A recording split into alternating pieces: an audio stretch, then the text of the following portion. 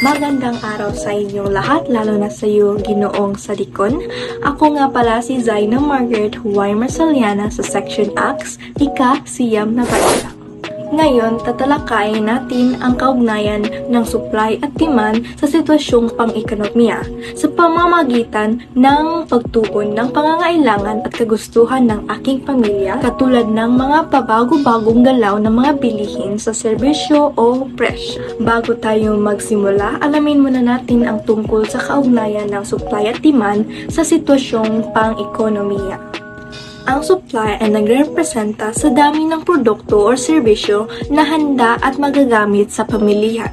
Samantalang ang demand naman ay tumutukoy sa pangangailangan at kagustuhan ng mga tao sa nasabing produkto. Interesado ka ba? Halina't italakayin at ihukay pa natin ang ideya tungkol sa aspeto ng supply at demand. Lalo na, ito ang hamon na kinakaharap ng mga pamilya ngayon.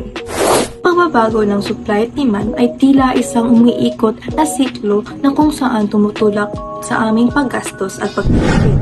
Kapag nagmamahal ang mga presyo ng kalakalan, napilitan kaming magbawas at pagtipid. Sa kabaligtaran, kung bumaba naman ang presyo, mas nagiging masigla kami sa pagbili ng mga produkto at limitado ang aming pagtitipid. Isang halimbawa nito ay kapag marami ang nagbebenta ng mga bigas at kaunti lamang ang bumibili o ang bibili, maaaring bumaba ang presyo nito. Ngunit kung iilan lamang ang nagbebenta ng bigas at maraming mga tao na bibili kasi pangangailangan ito dito tataas talaga ang presyo. Sa kabuuan, ang sitwasyong ito ay nagdudulot ng epekto sa aming pangangailangan at kagustuhan. Ang pagtaas ng presyo at pagbabago ng mga supply ay nagiging sanhi ng pag-aalala ng aking pamilya, lalo na't hindi nagsusunod ang mga kita ng aking pamilya ng mga presyo ng aming mga bilihin. Sa usapang supply at demand, mahalaga ang kakayahan ng isang tao na maunawaan at masusubaybayan ang mga pamilihin ngayon.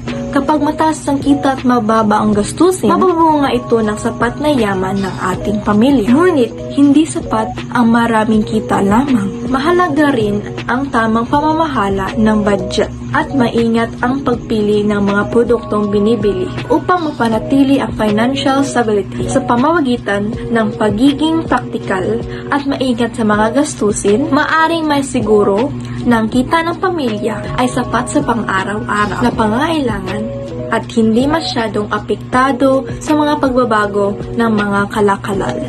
Maraming salamat sa pagtuto sa ating talakayan ngayon. Sa mga katanungan at obserbasyon na naitala natin, makikita natin kung paano nga ba makisabay ang ating pamilya sa mga pagbabago ng supply at demand. Ako nga pala si Zaina Marsaliana ng ACTS.